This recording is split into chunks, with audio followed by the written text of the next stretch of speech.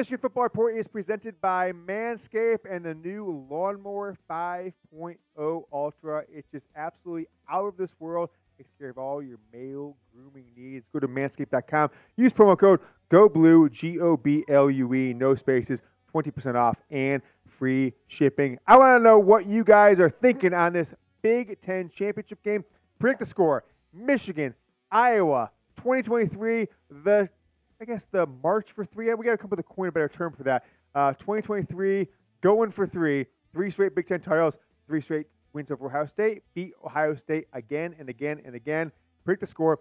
$25 Venmo to the first person on. Now, if you're watching live, it's got to be on the video on Thursday. So come back on Thursday. Make sure you comment on the video because it's very easy to track on an on-demand video more than live. First person to correctly predict it on Thursday, $25 Venmo coming to you in your pocket. We've actually had a couple of these this year. People are getting a lot better predicting scores than they used to. And make sure you use hashtag Michigan to get your question on the show. Or if you're watching live, you can super chat here on Tuesday evening as we film this after the top 25 rankings are revealed from the College Football Playoff Committee. First question coming in. This one I saw earlier. I sent to Jack. We had this ready for a show next week after the season was over, so I think we just break it out right now. Who is going to leave for the draft? Who do you think is coming back in 2024? And he says, draft guys, not seniors who can't come back. Hashtag Michigan. So, Jack, before we put this up on the screen, I just want to make sure everyone understands. College football rank or eligibility, this is like, we still got a year or two with this left, is so changed because of the NCAA COVID rule, right? Guys who redshirted any season, whether they're freshmen or later, who the redshirt, they get a COVID year, right? JJ McCarthy doesn't get that because he won't need it because he came in 2021. And it was in 2019 or 2020 class. They could potentially play up to 6 years because of redshirt year and the COVID year that didn't count against eligibility. So who are the players who are out of eligibility on this team, right? Of starters, there's only 4 guys who are technically completely out of eligibility, right? Mike Sainristil has played 5 years for this team. So he got a COVID year. He did not redshirt. He's out of eligibility. Michael Barrett, 2018 recruit, out of eligibility, redshirted, COVID year, 6 years, he's done. Cornelius Johnson did not redshirt, 5 years, extra COVID year, he is done. And then Ladarius Henderson is actually a 6-year guy, third school. He uses redshirt, he uses COVID year, 6-year player. Those are your starters who were out of eligibility. Now, who's coming back, right? Who is coming back for the team? Sorry, well, let's actually go, Jack. Let's go with who's likely to go. Okay, who is likely to go on this team, right? I've only identified 5 guys who I think are much more likely than not to go. Most of them for NFL reasons. 1 or 2 of them actually for just being around long enough. They have nothing more to prove reasons. So here are the guys I think are likely to go. I'm putting in like 75% chance likely to go pro. Chris Jenkins, he could come back next year, right? Even though he's a senior, he could come back next year. Jalen Hara, he could come back last year. Even though he's only a redshirt junior, he has another year of eligibility. I think Jalen Hara will go. It's just a gut feeling, but I think he's actually considering going last year. I don't think he's going to be a high draft pick. I think he's just a guy who's probably done with college football, been a multi-year starter for a top 5 program. Is with Trevor Keegan, 5th-year player, has got another COVID year of eligibility next year, but I think he's going to go. You're starting right guard. And then right guard, left guard, I think, might put right guard. Roman Wilson, right, 4 years. He's got a COVID year as well. And then Blake Corum, who technically, because of the COVID year, could come back. He was a freshman in 2020. He could come back, but alas, as a senior, played for 4 years. I think he will go pro instead of coming back for that 5th COVID year for him. But now, who is likely to return?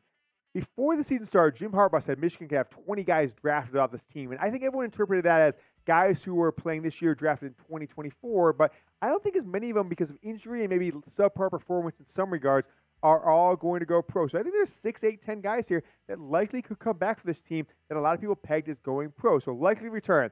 Rod Moore, hell of a player, right?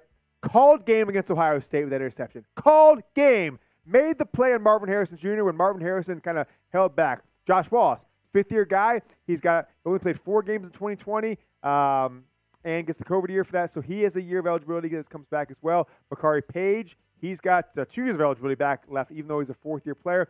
Josiah Stewart, 3rd-year player, so I think he's coming back for sure. A.J. Barner, right?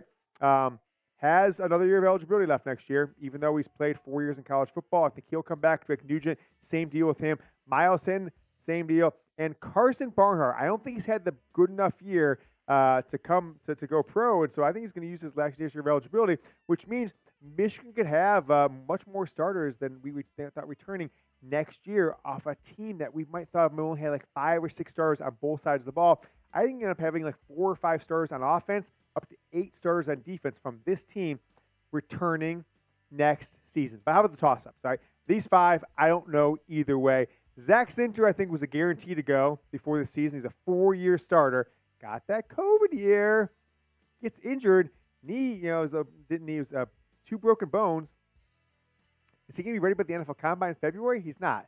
Is he going to be ready by the NFL Draft in April? Maybe. So could he be, extra year fun, stay 1 more year, play again for the best offensive line in college football, and get back my draft stock, much like Blake Corum did, getting injured in the Illinois game last year? I think Zach Sinter is an interesting one. Junior Colson didn't play up to his first and second round grade this year, so maybe he comes back. Braden McGregor, I think is one that people thought would go pro, but he actually has 2 years of eligibility, even though he's a 4th-year player, redshirt year, COVID year. JJ McCarthy, toss-up. Pro Football Focus put out their top, their big board today. Number 58 in the big board. His stock has dropped the last 3 weeks as far as NFL circles have gone kind of big time. And Donovan Edwards has not had the year that I think he thought he was going to have. He was definitely going to go pro if he was, the down 75 yards, 85 yards, not happening. So those guys are toss-ups. If Edwards goes pro, I think it'll be Ernest Shazer level in 2004, where he might go, Shazer didn't even get drafted despite being a first-team All-American. The Don might find himself as a 5th-round draft pick. Could be out of the league. But, could be a Donovan Edwards, or what's the guy's name? Receiver, Lions. I'm forgetting at the time. Who am I talking about? Donovan Peoples-Jones, right? Could be that 5th round for the Don and sticks around in the NFL because he is a hell of an athlete. Let me ask you guys this question. Does JJ McCarthy declare for the NFL draft? Give me a yes or a no in the comments. Y for yes, I should say, and for no. Let me know what you guys are thinking. Does JJ McCarthy declare for the 2024 NFL draft? I want to see kind of the vibe that everyone's thinking, the Michigan football faithful, as we just have, one more Big Ten game for JJ McCarthy this year. The guy is 19-0 as a Big Ten starter, the best start for a starting quarterback in conference history. I think he has a chance with the national championship to be considered the best quarterback in the history of the Big Ten. What also is the best in the history of this show and in my life, grooming myself, is the Lawnmower 5.0 Ultra, and that is from Manscaped. Guys, I want to tell you about the Lawnmower 5.0. It is the brand, Manscaped, the brand that took your balls to space, is now taking them into the Ultra sphere with the Lawnmower 5.0, which features a new cutting-edge design and next-generation dual skin-safe blade heads for different shaves. It's pretty much a spaceship to take your boys downstairs to the next level. I was lucky enough to be one of the first ones to try the new Lawnmower 5.0 Ultra, and to say it's a game changer is an understatement. It's 5th generation trimmer from Manscaped. It's 2 next-gen interchangeable skin-safe blade heads, a standard trimmer blade for taking a little bit off the top, and a new foil blade to go down for that smooth finish wherever your heart desires. Join the 9 million, you heard me right, 9 million men worldwide who trust Manscaped, the best brand in male grooming. Believe me on this. I've got Manscaped Lawnmower 5.0 Ultra. I've got the little shaver, right? Little body hair over the place. Shampoo, body wash, conditioner, deodorant. Manscaped has taken over my bathroom. Believe me when I say this, you will not be disappointed. Also disappointed with this offer. 25% off with Manscaped. Promo code GOBLUE. Go to manscaped.com. Use promo code GOBLUE, right? Promo code GOBLUE, no spaces, manscaped.com, and free shipping. Get yourself the new Manscaped Ultra, Lawnmower 5.0 Ultra. It's a game changer. You will love it. Get going with Manscaped and Manscaped your entire body. Next question coming here on the Michigan Football Report. We've got our guy, Richard Lococo, Bears fan number 1. He says, hello, guys. Do you think Michigan will be number 1 this Sunday? Only if Alabama beats Georgia. That's the only way at this point, because Georgia was number 1 Tuesday night. Michigan had a chance with 2 out of the last 3 top 10 wins. They didn't, right? They weren't number 1. Georgia continued to be number 1.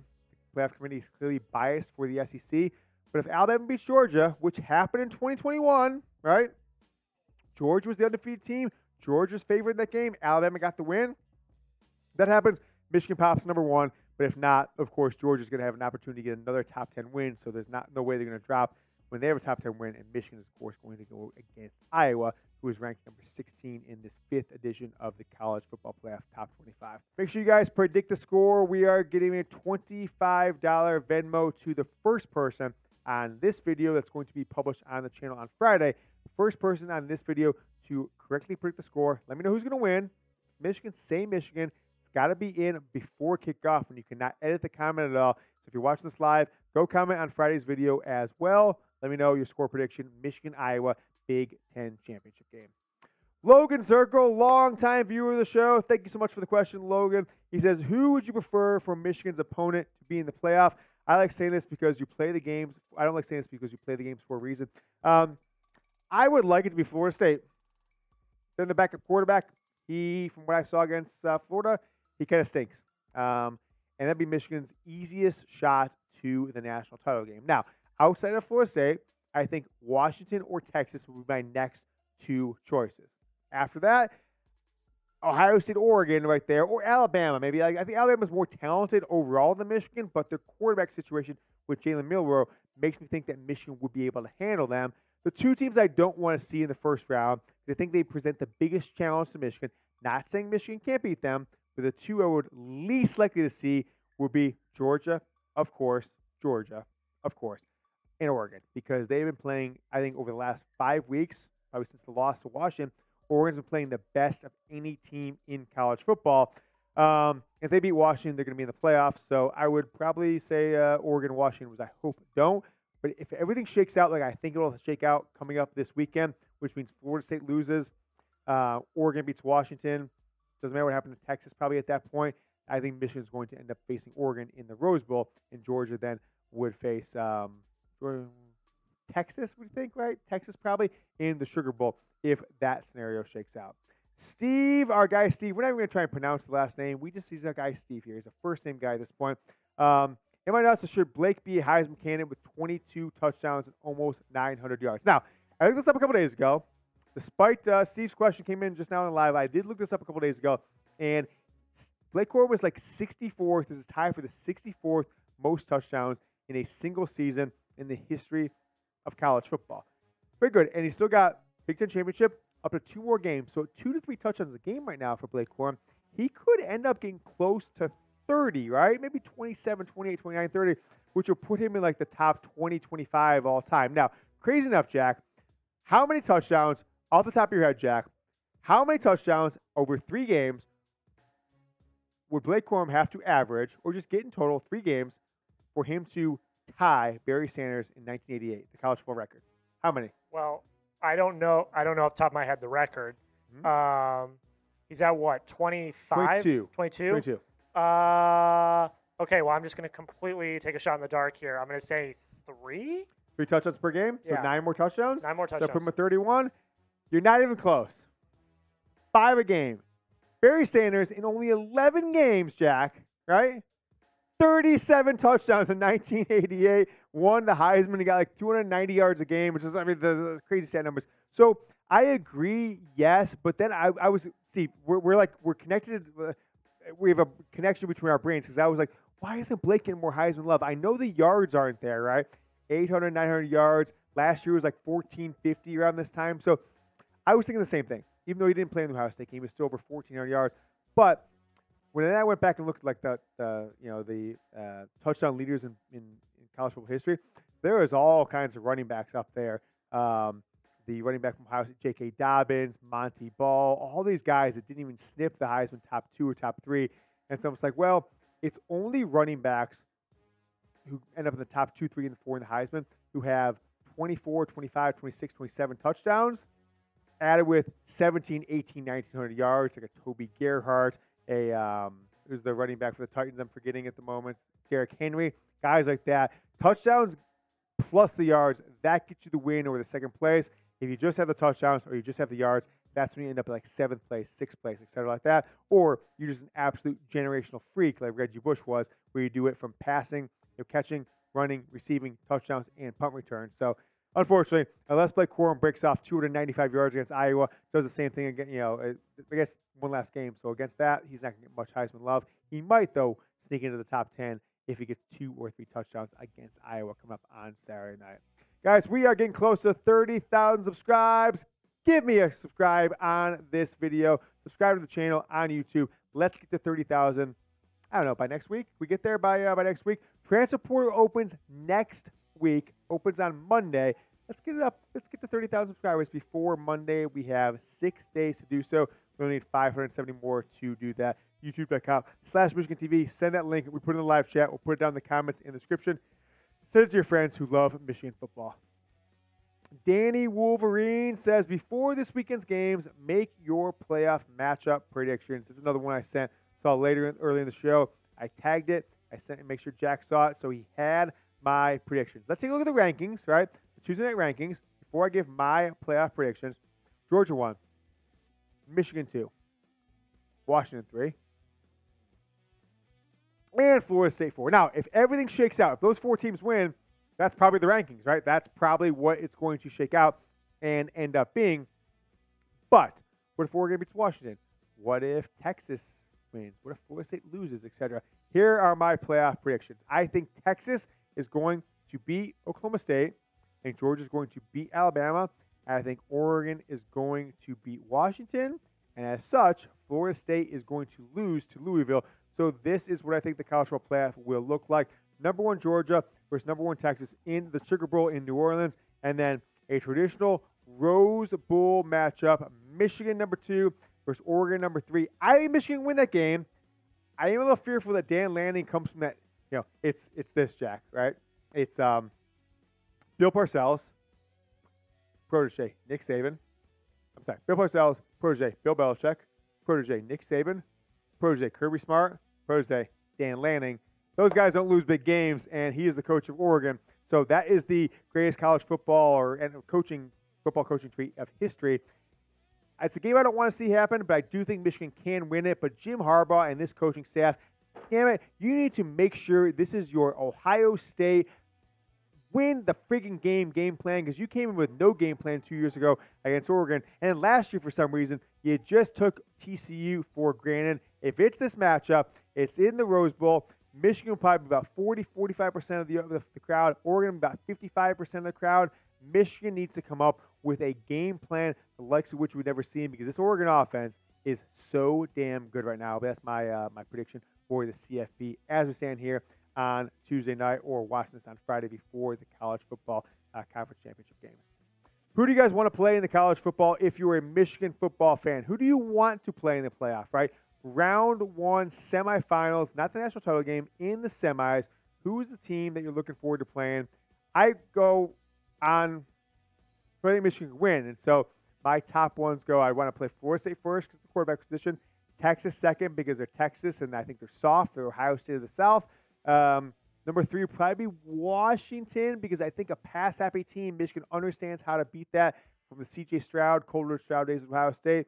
And then 4th there, I would take Alabama. Those are 4 I would play in order. And then not want to play would be Georgia and Oregon. 3rd and Nate. I'm guessing the guy's name is Nate, but a little playing his game. Do y'all think Harbaugh is gone next year from all the drama this season, or is he going to stay? What do you think? I think he's back. I do. I don't think Jim Harbaugh is the kind of guy who wants to run with his tail between his legs. I think he's felt a lot. I've heard Harbaugh say this so many times, 2010, 2015, 2020, all these different times he's had a coaching decision to make or someone wants to recruit him to be their coach. He's used the term feel the love. I didn't feel the love from Dave Brandon in 2010 and going into 2011. Didn't feel the love when I went to the 49ers, right? I felt the love when Michigan was trying to get me to replace Brady Hoke in December of 2014, right? I didn't feel love after a 2-4 season in 2020, but I didn't have any options, so I signed a contract to be less. I think Michigan has felt the love. The Board of Regents, Santa Ono, everybody at the university, the fans have rallied behind him. The players have rallied behind him. I think he feels love. He doesn't want to walk out with his tail between his legs, like kind of ducking an NCAA suspension or something like that, which may unfortunately come in next season. My guy, Daniel Vanderbunt, the Vanderbunt boys, they are hot on the streets on Twitter. Appreciate the follow. Appreciate you watching the show. Apparently, Georgia's wins over the ranked teams, even if they were in the top 10, are more impressive than Michigan's recent wins over number 10 Penn State, number 6 Ohio State. That's laughable, but that's what they're saying. I agree, Jack. It's kind of crap, right? Like if you look at the eye test, Michigan wins the eye test. Maryland game, I get you. 11 or 12 games, Michigan wins the eye test. You get big wins, Michigan wins that. So what do you take here, Jack? Well, I just think, like you said, you look at the body of work. Every Michigan game that's been won, besides maybe Maryland, has been a dominating win. And you could argue Penn State as well. It's been a dominating win. You know, like, don't look at the score on Saturday. Like, if you watch that game back, Michigan dominated Ohio State. Yeah. So, and then you look at Georgia's, and there's close games. Like, they barely eked out a win against Georgia Tech on Saturday. Yeah. So, not only just the resume of having more highly rated wins, but just the way they're winning these games. Michigan has, one, the better resume, in my opinion, and two, the more dominating performances against the teams they should beat. So, I don't know. I don't want to call SEC bias because that's kind of cheap, but, like, what is it?